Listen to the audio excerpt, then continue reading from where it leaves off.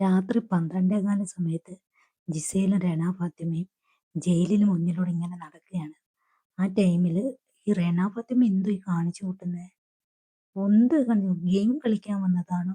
അതോ ജിസയിലിന്റെയും അക്ബറിന്റെയും അപ്പാനിശരത്തിന്റെയും ആര്യന്റെ ഒക്കെ നിഴലായിട്ട് നടക്കാനോ? ഇവിടെ ഗെയിം കളിക്കുന്നേ ഇല്ല, വെറുപ്പേരാണ് വെറുപ്പേര്. ബിഗ് ബോസിൽ കാട്ടിക്കൂട്ടുന്നത് ഒരു പരിധിയുണ്ട്, ഒരു മനുഷ്യന്റെ പിന്നാലെ നടന്ന് ശല്യം ചെയ്യുന്നത്. അത് ഒരു പരിധി വരെയൊക്കെ നമ്മൾ സഹിക്കും, അത് കഴിഞ്ഞ് കഴിഞ്ഞാൽ നമ്മൾ സഹിക്കുമോ? ഇല്ല. ഇത് കാണുന്തോറും നമുക്ക് ദേഷ്യം വരുന്നതല്ലാതെ ആ കുട്ടിയോട് ഒരു സോഫ്റ്റ് ആയിട്ട് പെരുമാറാൻ നമുക്ക് ചെന്ന് പറയാൻ തോന്നുന്ന രീതിയിലാണ് ആ കുട്ടി കാണിച്ചു കൂട്ടുന്നത്. രാത്രി ബിഗ് ബോസ് പലതവണയായിട്ട് ആവർത്തിച്ച് എല്ലാവരോടും പറയുന്നു, ആരും ജയിലിന് മുമ്പിൽ നിൽക്കരുതെന്ന് പറഞ്ഞിട്ടും എല്ലാവരും ജയിലിന്റെ മുമ്പിലുണ്ട്. അക്ബർ വരുന്നുണ്ട്, അപ്പാനി ശരത്ത് വരുമ്പം അതിനെ കൂടെ വരുന്നുണ്ട്, ക്യാപ്റ്റൻ അവിടെ വരാനുള്ള അവകാശമുണ്ട്. അദ്ദേഹം വരുമ്പം എല്ലാ കൂട്ടങ്ങളും വരുന്നുണ്ട്. അത് മാത്രമല്ല, അനുമോളുടെ ഗ്യാങ് സംഗീതം അവിടെ എത്തുന്നുണ്ട്. എല്ലാവരും കൂടെ വന്നിരുന്ന് ബിഗ് ബോസ് ഒരുപാട് തവണ ആവർത്തിച്ച് പറയുന്നു, ജയിൽ സന്ദർശന സമയത്തല്ലാതെ ആരും അവിടെ എത്തരുതെന്ന്.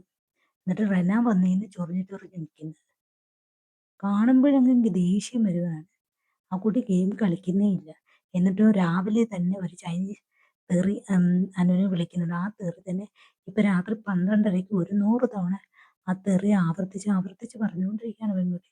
ശരിക്കും അതിന്റെ അർത്ഥം എന്തോന്ന് അറിയത്തില്ല, സംഭവം എന്തോന്ന് അറിയത്തില്ല. ഇത് ശുശുഹായെന്നോ അങ്ങാണ്ട്. അത് എവിടുന്ന് കിട്ടിയെന്നറിയില്ല, എവിടുന്ന് കിട്ടിയെന്നല്ല, മറ്റേ കുട്ടി പറഞ്ഞു കൊടുത്തതാ. ഗീതാ ഗോവിന്ദത്തിന് അഭിനയിച്ച പെൺകുട്ടി ഉണ്ടല്ലോ, അത് പറഞ്ഞു കൊടുത്തതാ.